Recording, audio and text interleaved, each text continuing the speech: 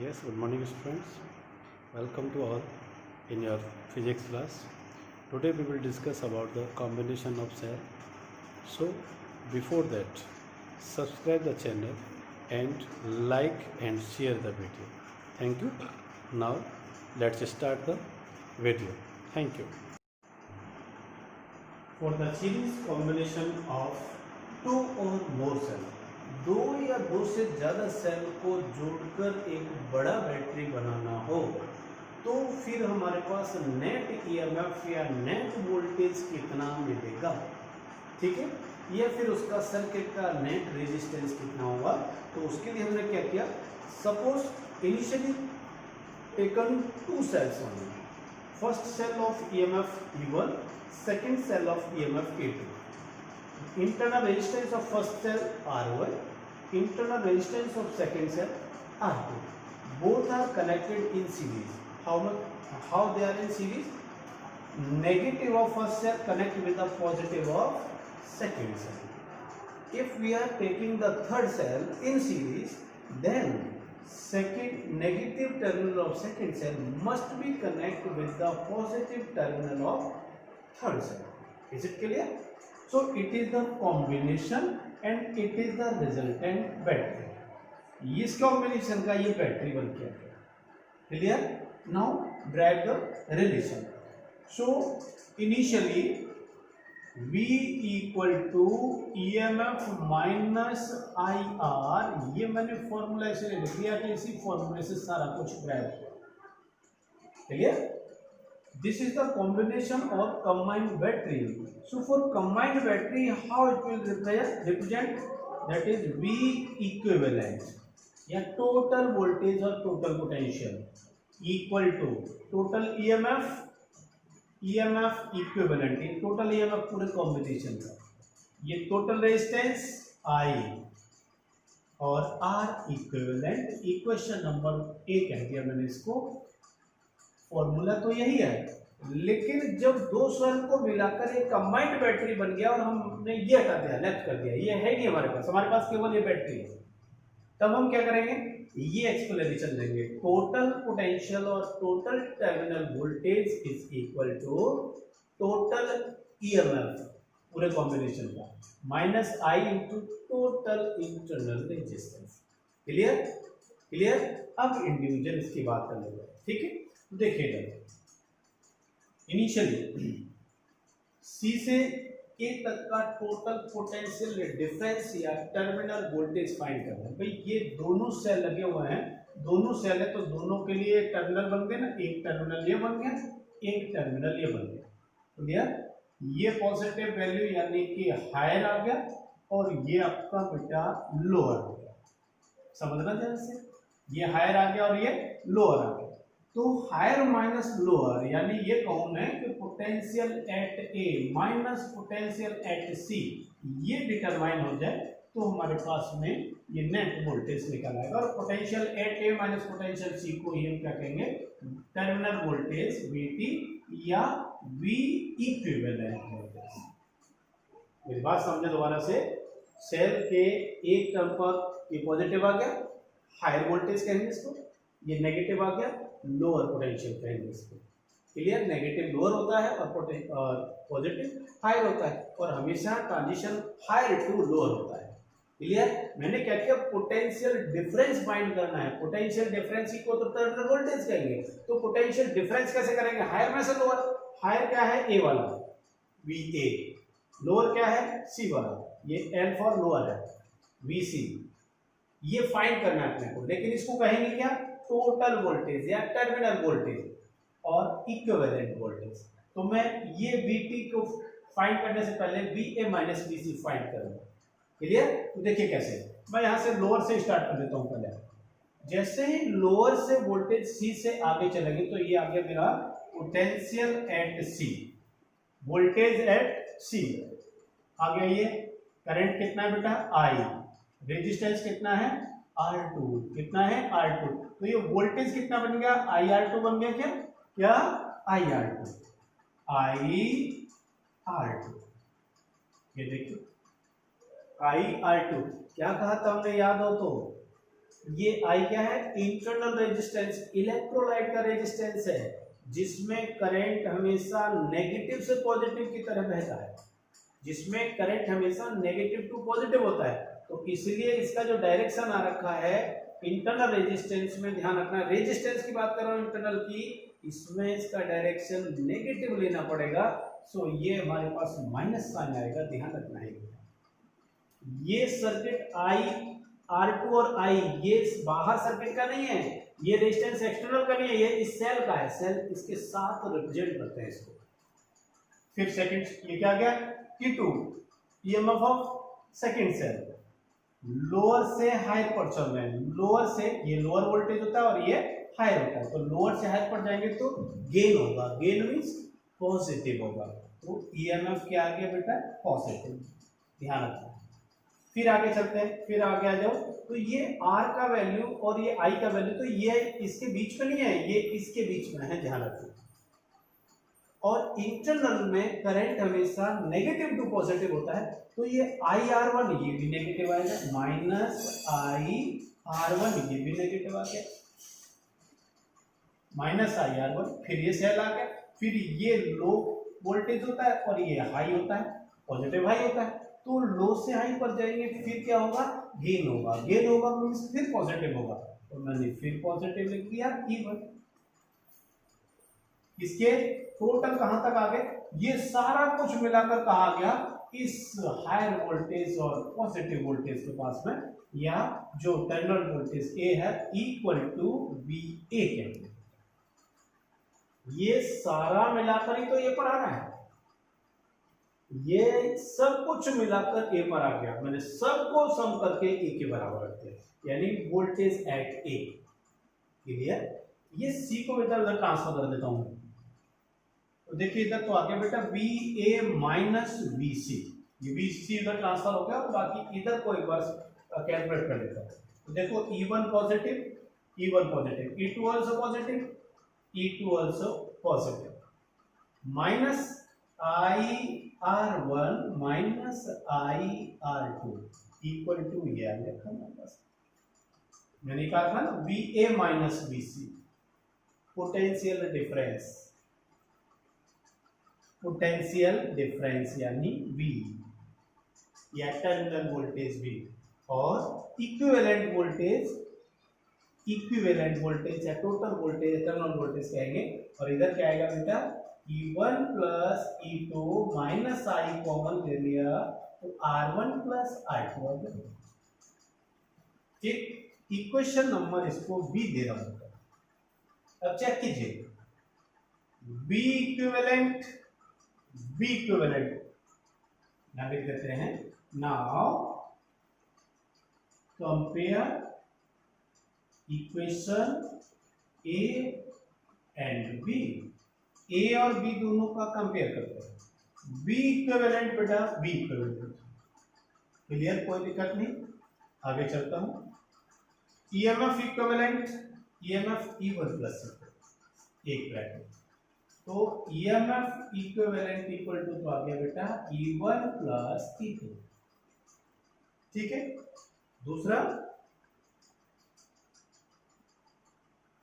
Minus minus I R equivalent R1 plus R2, तो R equivalent equal to आ गया बेटा R1 प्लस R, ठीक है।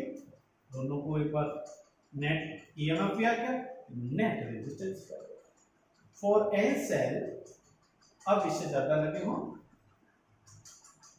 N cells EMF equal to E1 plus E2 plus and so on En. Similarly, R equivalent EMF equivalent again बेटा R1 plus R2 plus and so on Rn. So this is the combination of internal resistance and total EMF by using of series combination. Is it clear? अब छोटी सी बात कर लेते हैं कि ये हमारे पास में दो फॉर्मूले आ गए, इस फॉर्मूले की हेल्प से सपोज हमें ये पता करना है कि condition is that condition is here, और कंडीशन क्या है, suppose all cells of same EMF, सारे सेल सेम ईएमएफ के हैं, तो देखिए इक्विवेलेंट क्या होगा, EMF equivalent equal to E plus and so on n times E बराबर n इंटू क्लियर, अच्छी तरह से। Next all cells of same and same internal resistance, सबका आर भी सेम है, तो फिर क्या आएगा, R equivalent equal to R plus and so on R N, sorry R N times, कितना एन टाइम्स, तो ये बेटा क्या बन गया एन। एक सिंपल, ध्यान रखिए, सिंपल रिलेशन बनता है, इज इट क्लियर। और अगर ये टर्म हमारे पास दे रखा है, फिर हमसे पूछा है कि जिस सर्किट में सारे सेल सेम ईएमएफ के हैं, एन सेल्स कनेक्ट हैं और उसमें सबका इंटरनल रेजिस्टेंस भी सेम है, तो फिर उसमें करंट कितना पास आउट होगा। तो देखो करंट का टर्म क्या लिखोगे इसमें, I equal to EMF over क्या था, R प्लस स्मॉल आर, ये था ना, ये एक्सटर्नल सर्किट का रेजिस्टेंस होता है। तो ये तो हमें इसकी तो भी कंडीशन नहीं दी, लेकिन ये कंडीशन जरूर दिया है, ये तो आ गया बेटा for single cell, for one cell, यही पढ़ा था ना।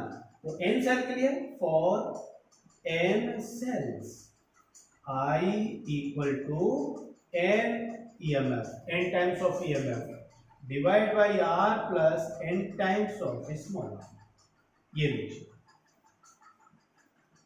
Clear. So it is the current in the combination of cell which have same EMF and same internal resistance, clear. चलिए थोड़ा सा देखो और आगे बात करता हूँ, ये कंडीशन और है इसमें, कंडीशन एक और क्या है, suppose E1, E2, E3 and so on, in that E2 is in opposite direction, मतलब सारे तो सेम लगे थे ऐसे, ये एक अपोजिट लग गया, फिर सारे सेम हो गए लाइक, ये अपोजिट लग गया, सॉरी पॉजिटिव नेगेटिव, ठीक ठीक ठीक ठीक ठीक ठीक, और ये हमने एक नेगेटिव अपोजिट लगा दिया, ये देखिए, तो एक सेल अपोजिट डायरेक्शन में हो गया, ये सेल और ये सेल तो दोनों सीरीज में, तो इन सब में तो सम होगा और इसका डिफरेंस यानी माइनस होगा। मैंने कहा कितने सेल से, टोटल सेल n थे, n इंटू ईएमएफ, ये नेट ईएमएफ आ गया, n में से एक सेल आपका अपोजिट है, तो नेट ईएमएफ कितना आएगा, इक्विवेलेंट इक्वल टू 1 माइनस करो n माइनस 1 इंटू, क्लियर। अगर एक सेल 5 वोल्ट का है, दूसरा सेल 3 वोल्ट का है, मैं एक बार एग्जाम्पल की बात कर लेता हूँ, एग्जाम्पल लेके इस चीज पर, suppose 3 cells of EMF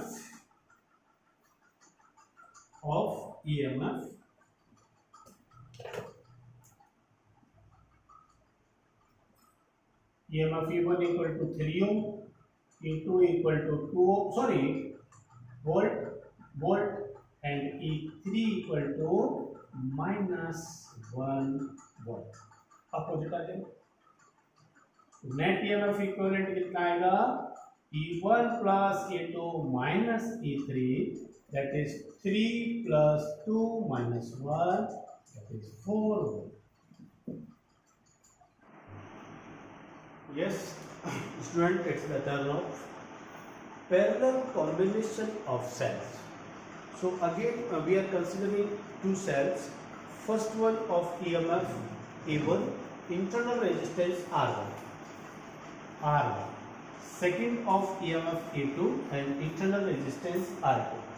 Both are connected in parallel. In parallel combination current flows through the cells separate, ये इसके कारण फ्लो होगा, इसमें इसके कारण फ्लो होगा।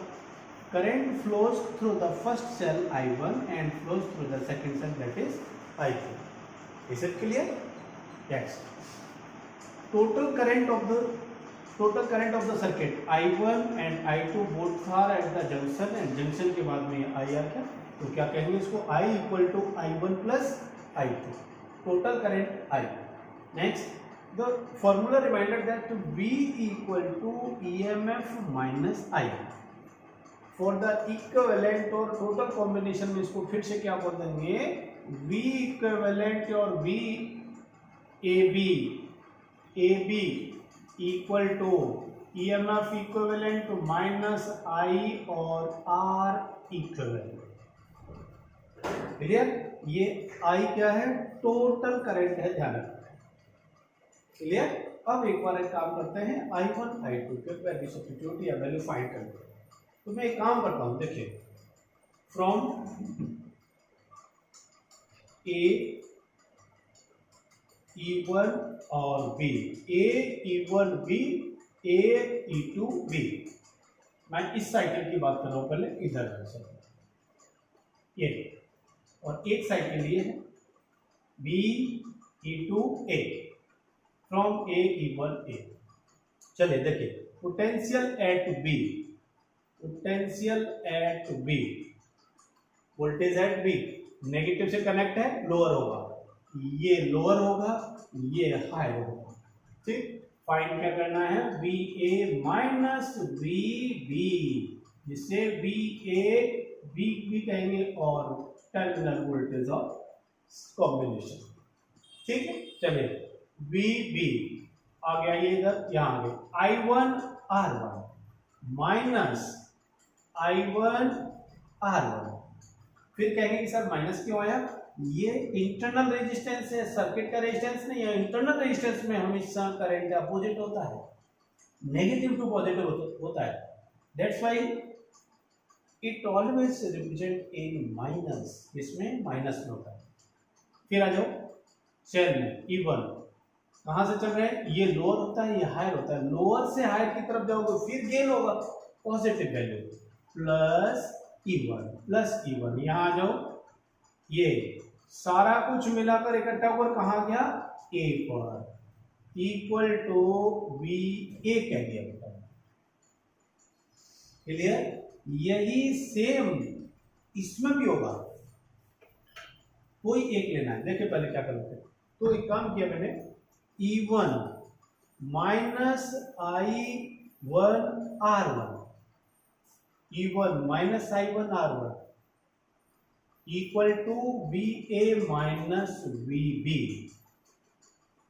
इस VB को उधर ले गया, और इसको कहा मैंने नेट वोल्टेज VA, जो टर्मिनल वोल्टेज है, यह इस कॉम्बिनेशन का टोटल वोल्टेज है, और पैरेलल में वोल्टेज समान रहता है, ध्यान है सबको। ठीक है, चलिए, V इक्वल टू ये आगे बेटा E1 minus I1 R1। Clear? कोई दिक्कत नहीं होगी कहीं भी। यही सेम इसमें भी इसी तरह से आएगा, यहां क्या आएगा, ये तो आ गया फर्स्ट वाले के लिए। ठीक, चलिए नेक्स्ट में बात करता हूं। ये तो भी ए भी हमने इससे फाइंड किया फर्स्ट कॉम्बिनेशन से, ठीक, और सेकेंड कॉम्बिनेशन में भी आएगा। तो यहां से एक काम करो, I1 का वैल्यू फाइंड करते हैं। क्या? I1 का वैल्यू। तो देखिए इधर I1 R1 को इधर ले जाते हैं, तो E1 minus V equal to I1 R1। तो I1 इक्वल टू कितना आया बेटा, I1 equal to E1 minus V over R1। Equation number अभी तक मैंने कोई नहीं दिया, तो ये फर्स्ट आ गया, I1 equal to E1 minus V over R1। फिर देख लीजिए, V I1 R1 minus I1 R1 plus E1 equal to VA। Clear? ये VA क्यों है, सारा मिला के यहां से सम इसी के तो सम के बराबर होगा। अगर इसको भी इसी तरह से सीधा ले लीजिए, VB आएगा, माइनस I2 R2 आएगा, या minus I2 R2 plus E two equal to V A, ये भी वी ए के बराबर है, तो दोनों वी ए बराबर आ रहे हैं ना, दोनों वी ए इक्वल आ रहे हैं। तो मैं सिमिलरली करके यहाँ लिखूंगा, similarly double L Y, similarly sorry यहाँ करना पड़ेगा, similarly I2 equal to E2 minus V over R2 equation number 2। मैंने पूरी इक्वेशन नहीं बनाई, सीधा ले लिया E1 की जगह, E1 की जगह E2 minus V over R2, ठीक है। इस सर्किट में से टोटल करंट को दोनों को सम किया, E1 over R1 minus V over R2, मैंने अलग अलग सेपरेट किया, इसको भी अलग अलग सेपरेट किया, दोनों को अलग अलग और सम किया E1 upon R1 minus V upon R2 plus E2 upon R1 R2 minus V over R2, separate अलग अलग E1 upon R1 E2 upon R2 सम, माइनस माइनस कॉमन लिया, V दोनों में से कॉमन लिया, रिमेनिंग बचा बेटा 1 upon R1 plus 1 upon R2। Next देखिएगा I इक्वल टू, इन दोनों को एलसीएम लिया, इन दोनों को एलसीएम लेके सॉल्व किया, R1 R2 एलसीएम आ गया, E1 R2 plus E1 E2 R1 minus minus V as it is RCM, इन दोनों का एलसीएम ले लिया, LCM R1 R2 plus R1 आ गया, क्लियर। ये मेरे पास क्या आ गया, I का वैल्यू आ गया, लेकिन हमें तो ये V का वैल्यू फाइंड करना है। तो एक बार तो मैंने क्या किया, इस पूरे टर्म को इधर ट्रांसफर किया, V R2 R1 as it is उठा के लाया, V into R2 R1 upon R1 R2 plus I1 plus I not I1 I equal to, ये टर्म बचा E1 R2 plus E2 R1 upon R1 plus R2। अब देखिए आगे देखते, V equal to ये I को भी इधर ट्रांसफर किया तो माइनस में गया, ऑलरेडी ये टर्म हमारे पास E1 R2 plus E2 R1 upon R1 plus R2 है, ठीक है, अपॉन ये टोटल वैल्यू अब इधर चला, तो ये आ गया हमारे पास R1 R2 तो ऊपर आ गया और R2 और प्लस R1 ये नीचे आ गया, ये वैल्यू इसमें भी है, इसे सॉल्व कर लेते हैं, अगर रफली इसको सॉल्व करोगे तो ध्यान रखना यही आता है पूरा, ठीक है। चलिए अब आगे देख लेते हैं, इसे आप अपने सॉल्व कर लेंगे, बट फॉर कॉम्बिनेशन था total potential V equivalent equal to और V equal to EMF equivalent minus I into R equivalent, ये हमारी मेन इक्वेशन थी, इसको चलो मैं B इक्वेशन मान लेता हूँ। दोनों को कंपेयर कर लेते हैं एक बार, और दोनों को कंपेयर करोगे तो देखो ये टोटल वोल्टेज, ये टोटल वोल्टेज, ये टोटल ईएमएफ का वैल्यू आ गया, यानी ईएमएफ इक्विवेलेंट इक्वल टू आ गया E1 R2 plus E2 R1 over R1 plus R2, equation C कह देता हूँ थोड़े से आगे, ठीक है। नेक्स्ट आता हूँ फिर उसके बाद में I इधर माइनस माइनस R इक्विवेलेंट का वैल्यू आ गया, और R इक्विवेलेंट इक्वल टू कितना आएगा, R1 R2 over R1 plus R2, clear. ये टर्म आ गया हमारे पास, ठीक है। इक्वेशन इसको डी कह देता हूँ, ठीक। एक काम और कर लेते हैं, E equivalent over R equivalent equal to, देखो इधर E1 R2 plus E2 R1 over R1 plus R2, ये तो EMF का वैल्यू अपॉन ये वैल्यू है, ये अपॉन में आएगा तो देखो ये वैल्यू तो ऊपर जाएगा, यानी ये तो गया R1 प्लस R2 तो ऊपर चला गया और R1 R2 नीचे आ गया, तो ये तो कैंसिल हो गया, क्या बचा E1 R2 plus E2 R1 over R1 R2, ये net equivalent over R equivalent आ गया,